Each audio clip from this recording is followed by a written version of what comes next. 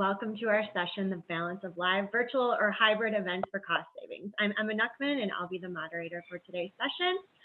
We're happy to have you here, and we'd like your participation throughout the entire webinar. We'll be taking questions, so feel free to enter those at any time. We have a great audience, lots of different cities and locations joining us, so please participate in the conversation in the group chat. So very timely presentation.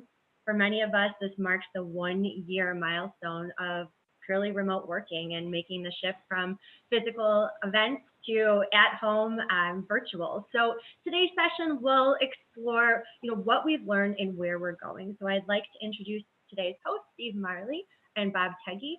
So take it away and have a great presentation.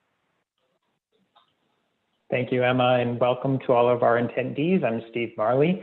Before we get to the content, I'd like to start with a quick poll question, and we're not going to use a traditional polling software. We're just going to ask people to enter their responses directly into the chat window below.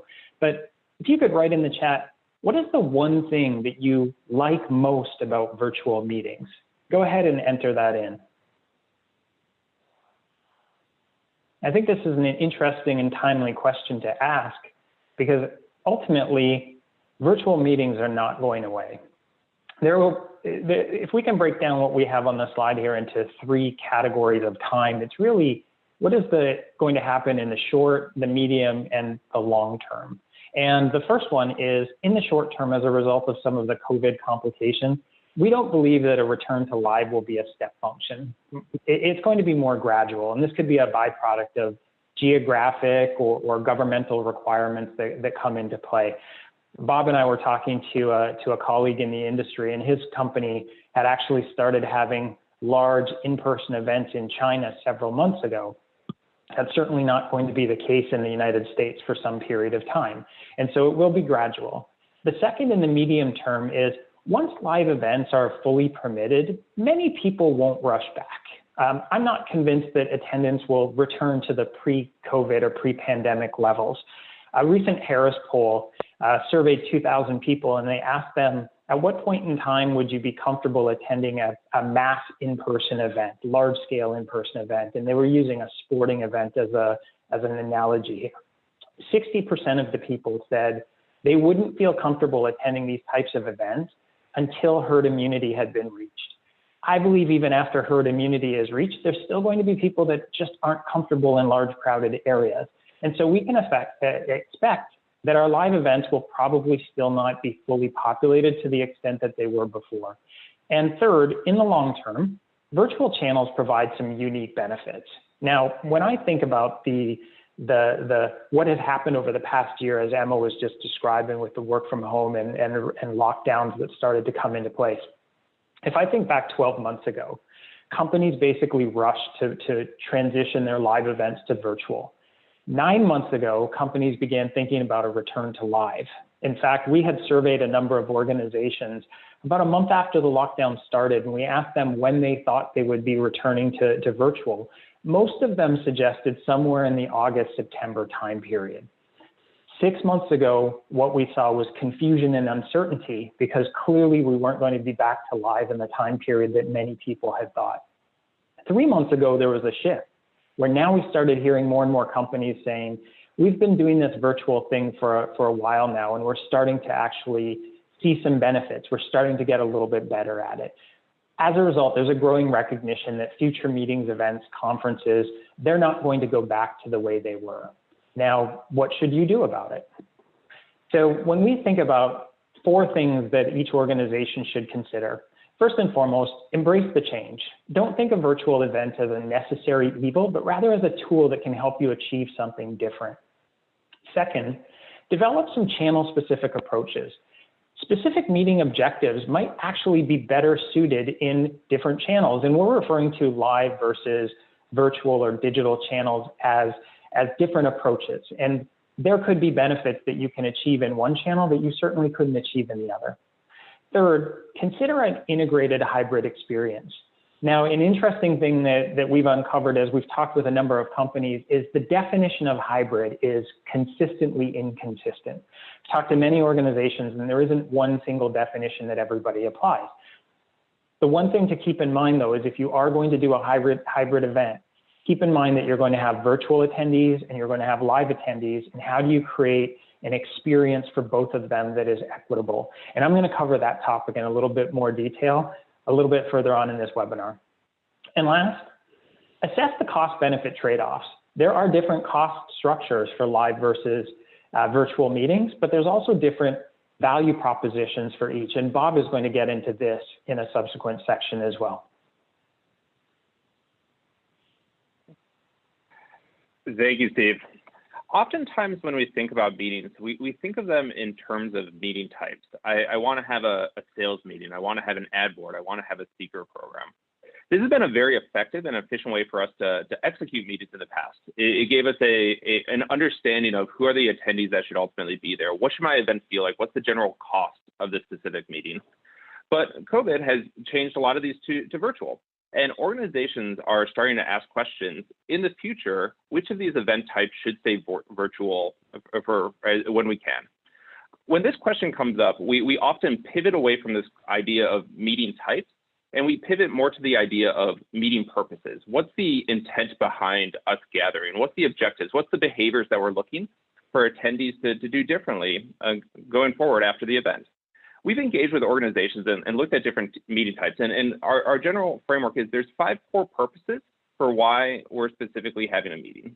The first one is to inform. The idea of inform is to share news, share information, share an update. These are characterized with typically one-way conversation, one-way dialogue, maybe some chats, some polls along the way. This webinar would be an example of a informed type meeting. The next one is to educate. This is where we want to explore an idea. We want to collaborate. We want to come up with a better understanding of a situation. It could be a regional strategy session, but the purpose is to educate and come away with some actions. The third meeting purpose is to motivate and inspire. These are big launch events. These are ones where we want individuals and attendees to act differently post the event. The classic example I always go to is Apple has their annual release party. I've logged into these in the past. I get very excited. I bought some iPhones after I learned about the latest camera, but it's to motivate, inspire, and drive that change. The last one, or the fourth, is to recognize and celebrate. It's the accomplishments of the year gone by. It might be successes that we want to flag. These could be annual recognition trips. It could be award trips. It could be intended to identify and highlight those folks that are doing great things. And the last one is to connect the network. This is folks connecting with each other, talking with each other, collaborating with each other, and ultimately bringing or experiencing new ideas and innovation and the culture of an organization. I think personally, I'll speak from the eye that these are the ones that I missed the most over the past 12 months. I can imagine some of you are thinking, but don't meetings have multiple purposes? When I think through some of the meetings that I'm planning, we want to accomplish many of these. And the answer is yes. But when you think through the core purpose of why we're actually getting together and why we're meeting, it can help identify what's the appropriate channel that we should be using for that specific event. So when we start talking about meeting channels and which ones of these should be virtual, which ones of these should be live going forward, we often ask this critical question of how important and critical is it for individuals and the attendees to be there in person? And if you start at the left-hand side of this, the inform bucket, the purpose behind these were to share information. These are ones where you don't necessarily need individuals to be there in person in order to achieve that specific purpose. So going forward, we think those are ones that map more likely to the virtual setting. On the other side is this connecting a network. I think we've all experienced networking over the past 12 months, and it's been challenging. So these are ones as we look going forward of which ones will go back to live. We think the connect and network purpose are the ones that will skew more towards that. In between, though, there's a lot of it depends, and there's lots of factors that can ultimately dictate whether something's going to be virtual or something's going to be live. It could be things of where are people traveling from. It could be how long is the session. It could be sensitivity of information. There's a lot of factors that can ultimately determine whether the purpose should be centered on a virtual or a live portion. And as Steve mentioned earlier, there's also this new one, this hybrid, this combination of virtual and live. We don't think hybrid stretches across all these meeting purposes. We think that the inform and the educate are still ones that are more optimal when it comes to, or are more optimal in a virtual setting.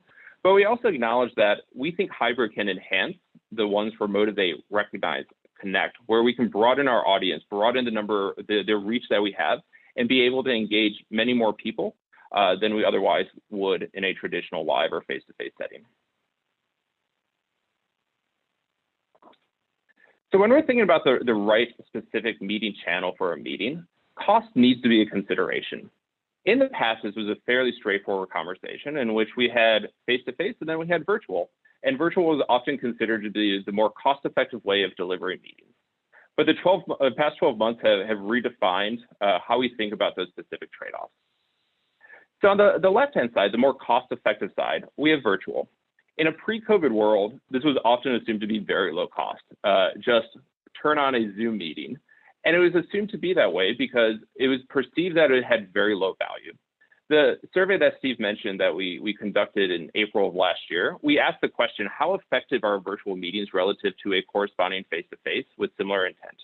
And the answer was less than 50%, less than 50% effective. So in order in the past, for those to be done virtually, you had to have a very low price point and cost point on the virtual world.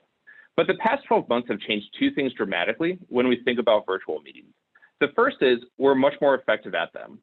A lot of this has come from practice, sharing of best practices, adoption of what we think makes for engaging meetings, and also some technology features that just make them more exciting to participate in. The second is we've recognized that virtual doesn't always have to be low cost. There's some investments that can be done in configuration, boxes being sent pre or post the event, in order to make sure that we're having the right production to drive a more effective meeting. The result of this has created a fairly strong value proposition for organizations, a sense that they can get 70% of the effectiveness at 30% of the cost. On the other hand of the spectrum is hybrid meetings. Hybrid meetings are the most expensive, and ultimately that's because you're planning two meetings at once. You have the in-person, folks that'll be there live, but you also have the virtual, and you need to think through how are those being done in isolation, but also how do you connect people together? At first blush, there could be a question that says, do the benefits really outweigh this cost? And the answer is, it can. You ultimately get the benefits of both of those meetings as well. You get the reach of the virtual environment, but you also have the access, the ability to drive effective engagement of the in-person setting as well. So as hybrid meetings help optimize both of these specific elements, and therefore the higher cost may make sense. Emma, I do want to quickly pause there. I know we're tracking questions throughout. Have any come in over the first 15 minutes? Yeah, we actually did have a question about your previous slide, just where the data came from and your thoughts on the spectrum there, if you want to take a look at that. Yeah, I can answer that one. I was tracking that question while Bob was presenting. It's actually based on IDI, so some in-depth interviews. It wasn't the market research from a survey that was sent out with 1,000 people. It was 10 to 15 companies that we had to interview to understand what are their meeting objectives, what are the typical meeting purposes that they have. So and more in-depth interviews than what I would call traditional market research, but it was based on sampling from some of the clients that we work with. Excellent, thanks, Steve. And Bob, we do have a question for you. How do we change the perception of just being cheap by moving events that used to be live to virtual in the future? I'm sure that's a topic on many people's minds.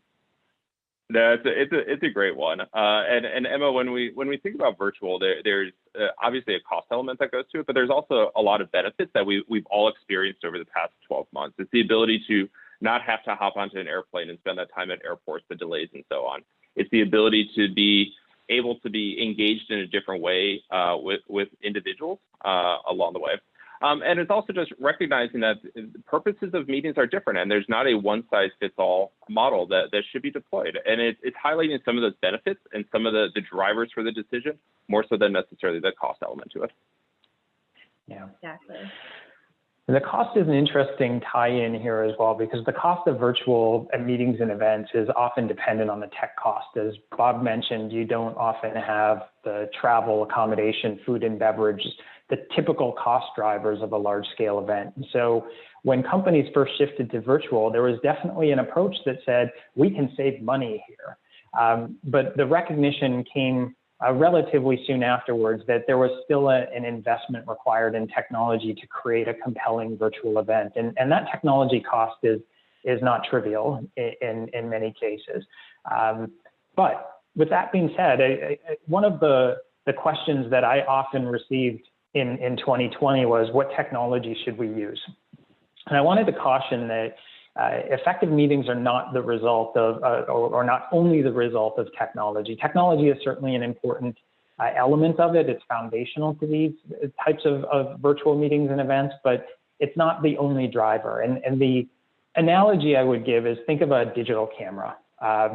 I can remember a time when digital cameras were first coming onto the market, and the resolution of these cameras was less than 1 megapixel. And today you have digital cameras on phones. Bob, you mentioned this earlier on as well. You have 12, 15, 20 plus megapixel cameras in your phone. And the net result is you can take really stunning high resolution photos. That doesn't mean they're good pictures though. There's still the composition, the layout, the coloring, the angle. All of these things need to come together to create a stunning photograph. It's not just the technology. The technology is an enabler. So what are some of the other things that we can look at when we're thinking of both virtual and live events, and how do they perhaps differ in this new virtual world? The first thing to consider is temporal strategies. Temporal strategies is what I would consider to be things that happen over time. If we consider a traditional live in-person event, you're typically compressed in a relatively short period of time. It's a 2-3 day conference. You're at a particular location, but it's very time bound.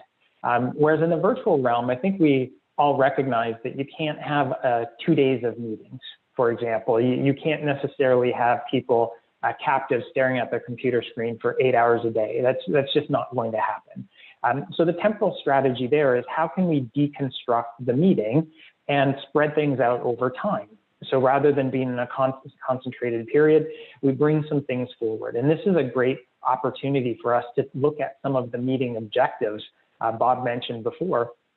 For example, if there's learning or education elements, you can take those, you can parse them out, and you can handle them at a different time period, maybe 2 or 3 weeks in advance of the main conference, the main session itself. The second thing to keep in mind is what we would call an engagement tactic. The engagement tactics are how you draw in the attendees. Now, when we think about this in a live event, it's often based on the venue. People love going to Las Vegas for a big conference. There's a rooftop patio. There's a nightclub that's rented out by the organizing sponsorship. All of these things play into the experience and the attraction to the attendees. I attended a live conference probably 3 years ago.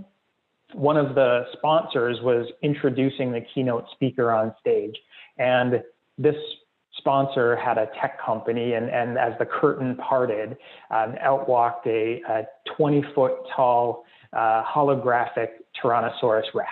It was very impressive, and I remember thinking to myself recently that I just would not have had the same reaction, the same experience, if I saw that T-Rex on a 14-inch computer monitor. So what are some of the things that we can do to create engagement in a virtual realm? A very popular one right now is mailing kits, where we send something to the attendees where they have a physical tie-in between the package and the event that they're attending. For example, sending somebody a potted plant or seeds that they have to plant if the theme of the event is to grow, for example. There's personalization tactics that come into the mix. So rather than everybody sitting in the audience at the same time listening to the same speech, there's different channels and tracks that we can go through. In the case of this particular webinar, we had a ZS promo video as well. And one of our engagement tactics is we had a special guest pass me by. Now we're going to give away a free ZS curated webcasting kit to the person who first types in the name of the who or what joined me on that promo video in the chat box. So go ahead and do that, and Emma's going to monitor those responses. And last but not least are the production approaches. So production approaches are how we present things in our conference, in our event. Now, in a live event, we typically rely on things like speakers, keynote speakers, stages, large audiences, big screens. When we're on the smaller screen in the virtual realm, we don't have those tactics at our disposal. We have to shorten the content. We need to make it more visual. Videos are a great way to engage with folks as well. In this case, think something more like YouTube, less like Hollywood, as you're comparing these types of different production approaches. Now, Emma, did we have a winner come through yet on the ZS giveaway? We did, almost instantaneous. It was David. So David will be following up with you post-session. So congratulations and happy virtual webinar production at home.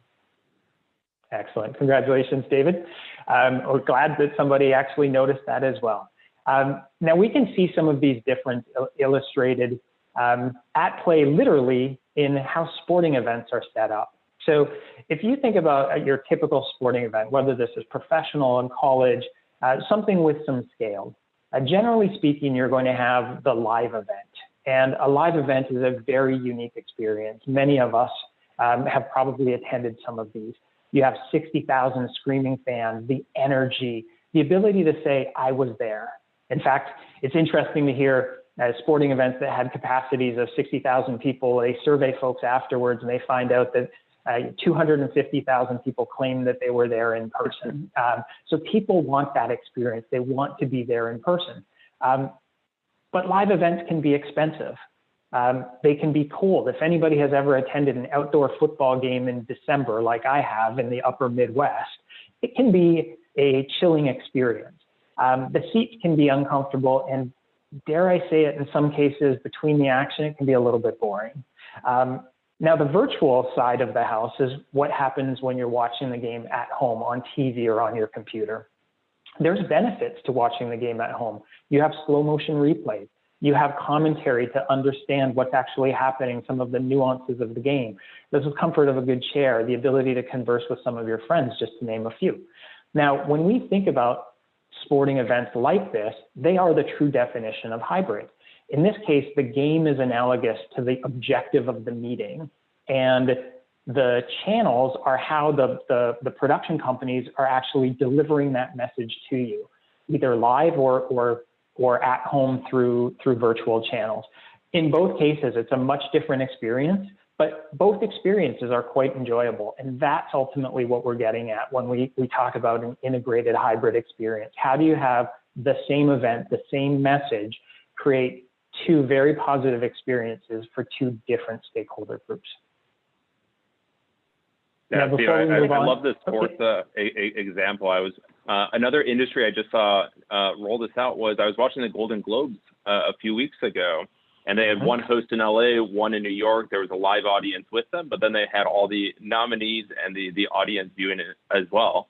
And it was interesting to see some of the engagement tactics and the interplay between the host as well as the audience. Absolutely.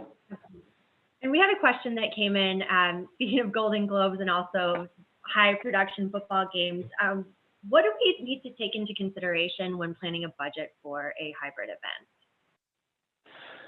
Yeah, that's a great question, Emma. It's something that hybrid has been hyped for some period of time as the way of the future. Many events are going to be hybrid. We want to retain the virtual audience. We want to retain the breadth, but we still want that impersonal touch. So how do we do both through hybrid? What we've heard many companies say over the last several months is hybrid sounds great, but they're expensive.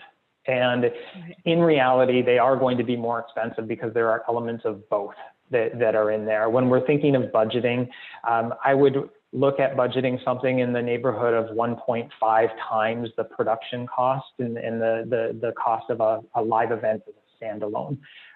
What we've seen is virtual events are anywhere from 0.3 to 0.7 times the cost of an equivalent live event.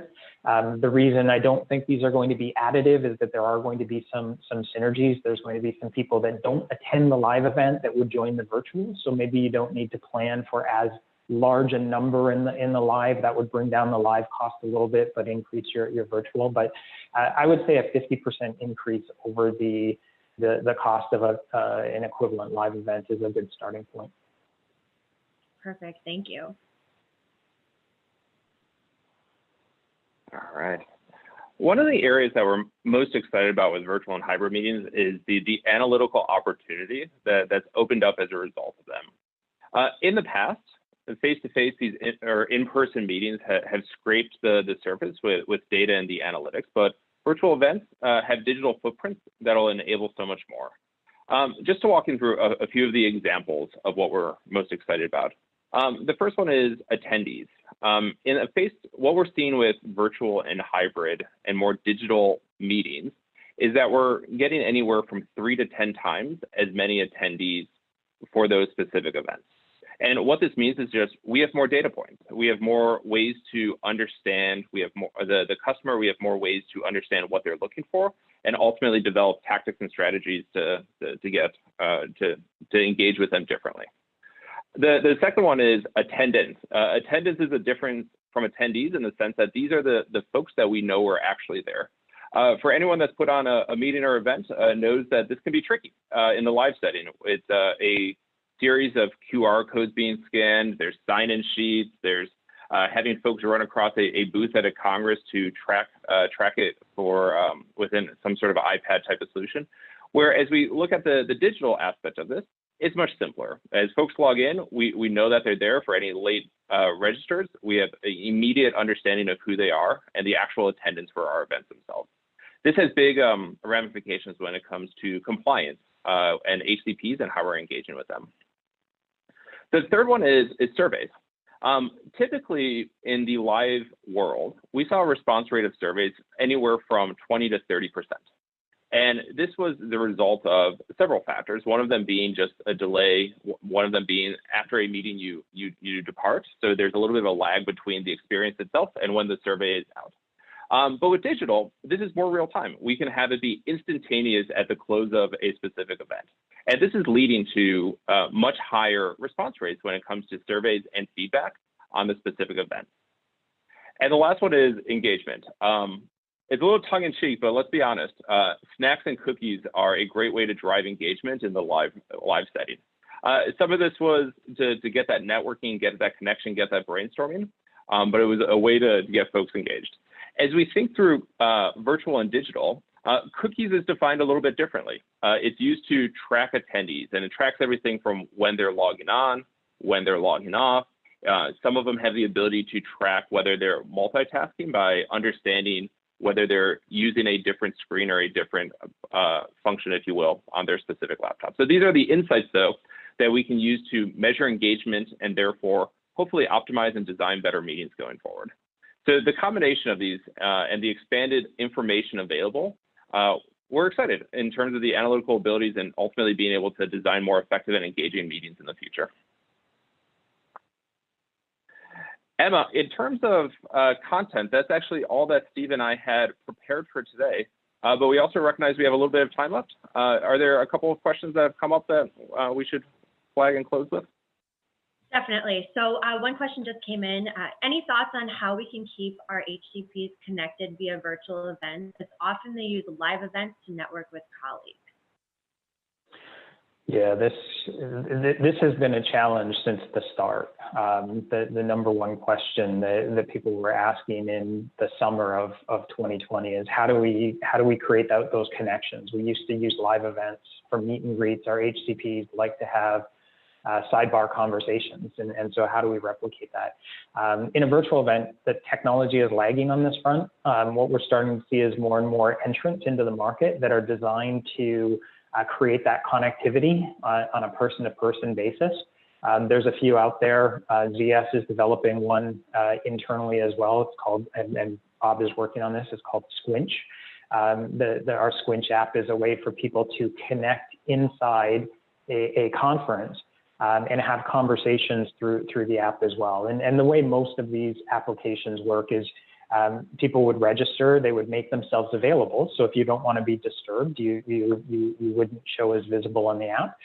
People would see you and connect with you. Now, one of the things that we need to work through as either meeting planners and hosts is how do we prevent this from turning into something where people are just bombarding the HCPs? If they want to connect with each other, you set up the connections between the HCPs rather than necessarily between the HCP and multiple salespeople that are trying to reach them. Just something to keep in mind there. Excellent. I think we have time for just another question here. let's see. We have a question. How can you recreate the informal interactions, networking, brainstorming, and impromptu discussions that occur during live meetings in the virtual setting? So I think that app will be great. Anything else that we're seeing to boost that? Yeah, it falls under the technology front as well, but there's a variety of virtual whiteboards and collaboration tools that are out there. Miro is one, Miro is another, very similar names. We've deployed them and used them internally for various workshops and with clients. And one of the pieces of feedback that we've actually heard is some clients have actually enjoyed them so much that even when we're back in a live setting, they want to deploy those even in face-to-face types of workshops because it allows for collaboration versus folks needing to stand up and walk to whiteboard. So there's various tools like out there right now that are already starting to address that specific need.